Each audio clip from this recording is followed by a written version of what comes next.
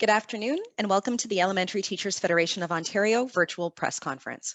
Before I introduce today's speaker, I'd like to ask media interested in asking questions to please indicate so by adding a comment in the Q&A section of the Zoom.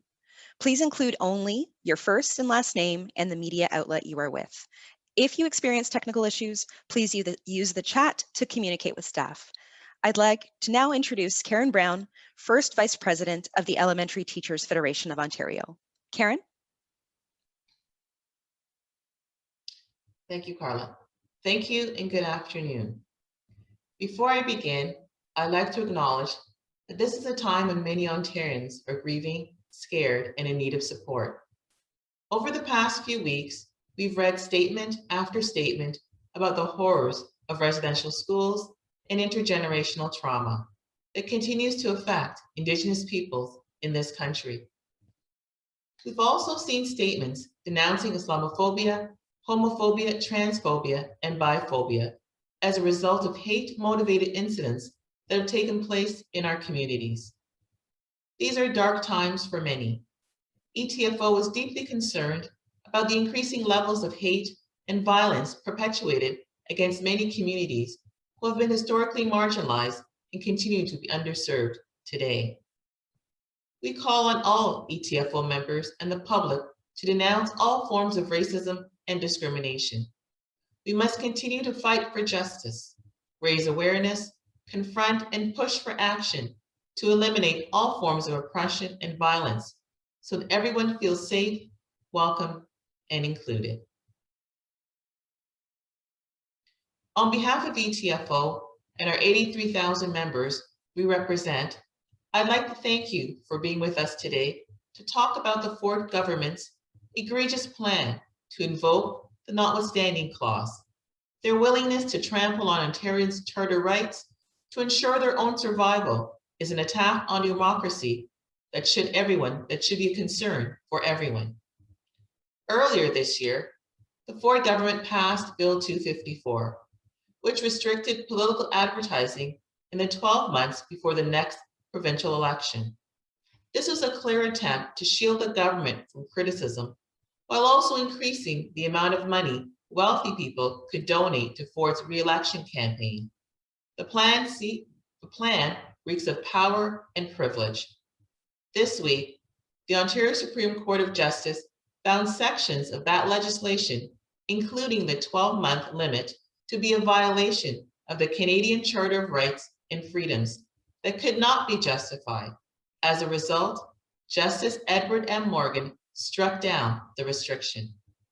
Justice Morgan's decision validated our charter challenge position and sent a strong message to the Ford government. Rules that drown out government critics and silence dissenting voices have no place in a democracy.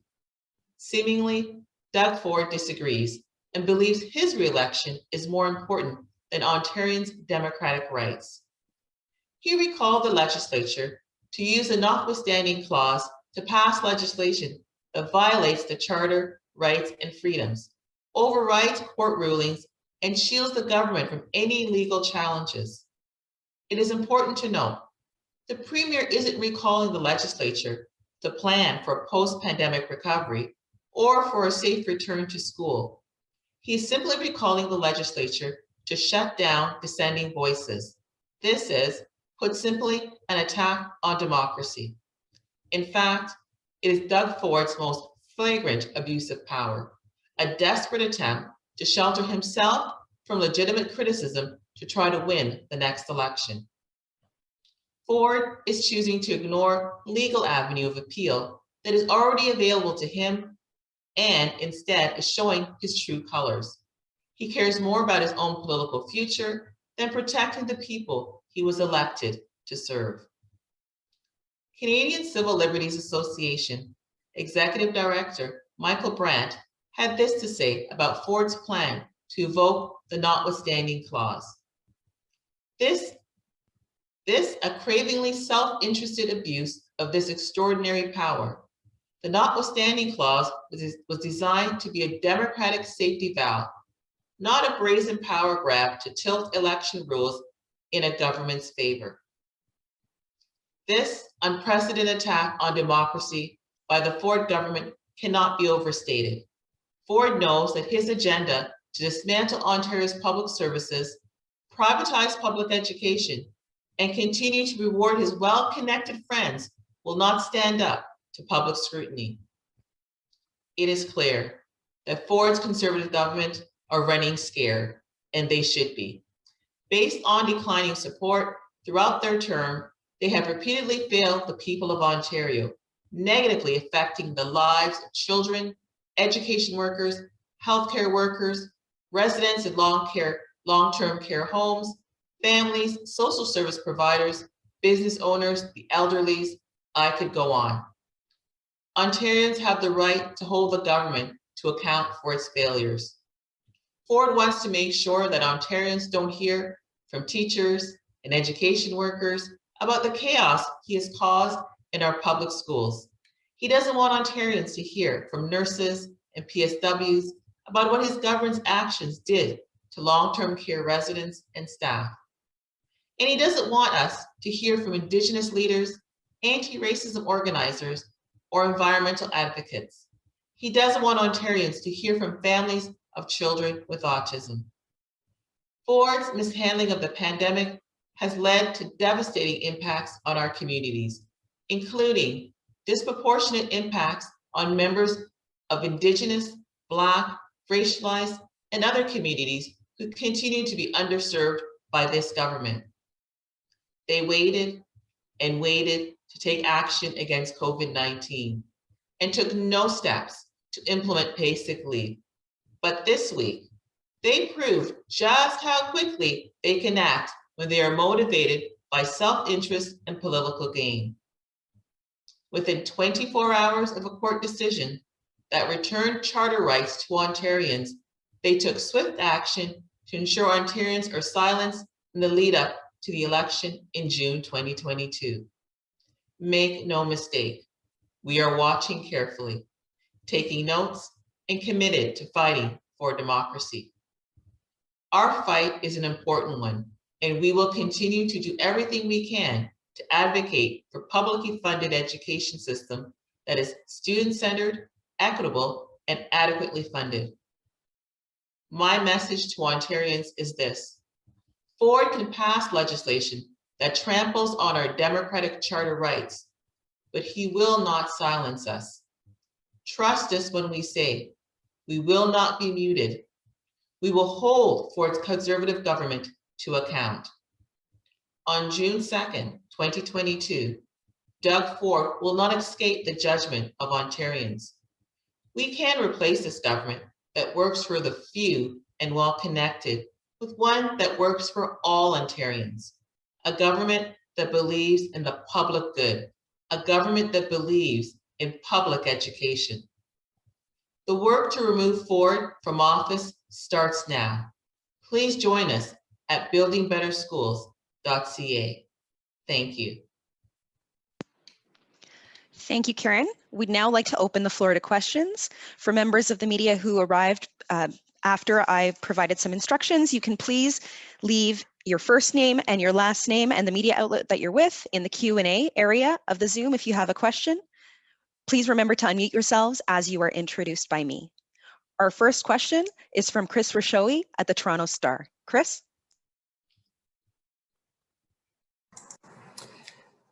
Hi there.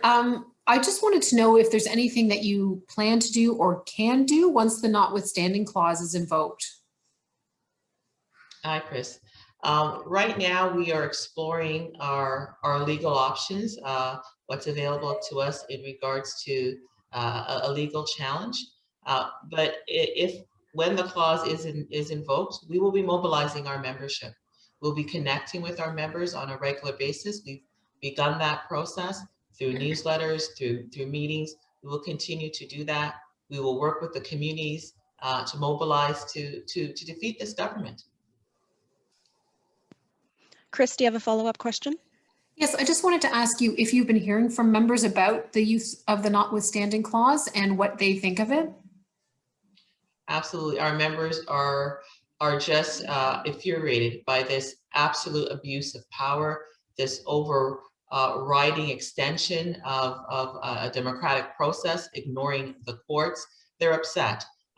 We went through a process that upheld that we had the right to engage in this process, and this government is misusing their power. It's a flagrant abuse of power, and our members are upset that they're not using the legal avenues that are available to every other member of Ontario. They're using their power as being in government to override the democratic rights of our members, of all Ontarians. And all Ontarians should be concerned, not just our members. I'm hearing these conversations as I'm walking down the street. I'm on the subway. I'm hearing people talking about what is this notwithstanding clause. And it should be a concern for every Ontarian when our democratic rights are being trampled by a government. Just opening up the floor to any additional questions. We'll just wait a couple of seconds to see if any other additional questions come through.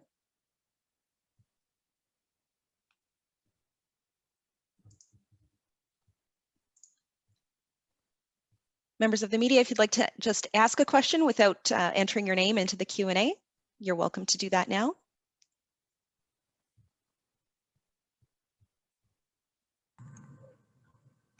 Hi there, it's Lorenda Redekop with CBC. Can you hear me? Yes, we can. Go ahead, Lorenda. Okay. Thank you. Do you have a sense of how much you do spend on this pre-election advertising? Hi, Lorenda. Thank you for that question. Limits were set and were in place, and we were working within those limits.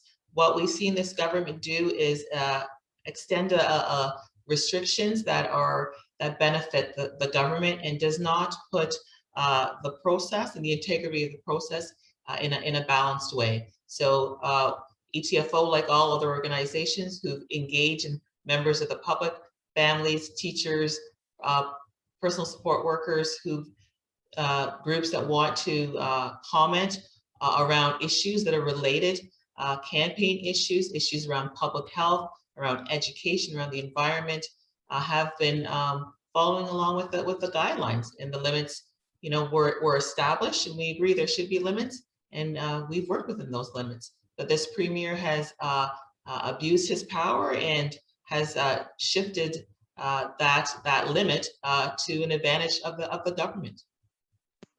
Lorenda, do you have a follow-up? Yeah, I just wanted to clarify. So doubling that time though, like how much would that affect you? It's about restricting the conversation. It's about restricting that healthy dialogue, the robust dialogue, that democratic dialogue that is allowed a year up to an election period. That dialogue has been restricted. Before, you had a 6-month opportunity. Now it's within a year that we can't really engage the community, our Ontarians, around the key issues. This government does not want to be held accountable to its failures with healthcare, its failures with education, its failures with the pandemic, its failures around paid sick days. And by extending this window, it removes our democratic right to have those conversations, to have those legitimate debates. And every Ontarian should be concerned. Why are we being muzzled? Why aren't we able to have these conversations? Why are they trying to silence our voice? It's part of the democratic process to highlight issues that are of concern of Ontarians, and this restricts our ability to do that. Opening up the floor to any additional questions from members of the media.